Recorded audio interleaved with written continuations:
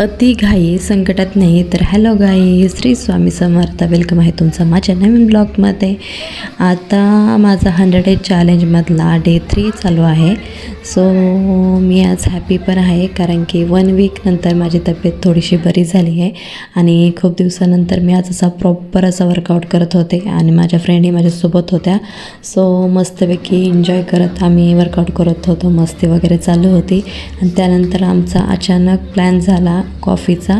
So आम्ही coffee पिण्यासाठी गेलो होतो, मी आणि माझी फ्रेंड.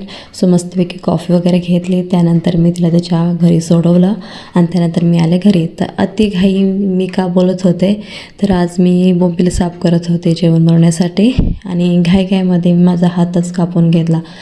तर डेंजर कट झाला होता माझा हात, पण काय करणार, जेवण बनवणं गरजेचं होतं कारण मुलं येणार होती स्कूलवरून. सो मी घाईमध्ये मस्तपैकी कांदा वगैरे टाकून घेतला, परतून घेतला, टमॅटो वगैरे टाकले आणि समर्थ साहेब आमचे बघू शकते तुम्ही कसे मला खुन्नस देत बघत चालले होते. त्यांची लुडबुड मध्ये चालू असते. मग ते झालं. त्यानंतर मस्तपैकी मी बोंबील परतून वगैरे घेतले आणि छान मसाले वगैरे टाकून शिजायला ठेवले. तोपर्यंत मुलं आली होती स्कूलवरून.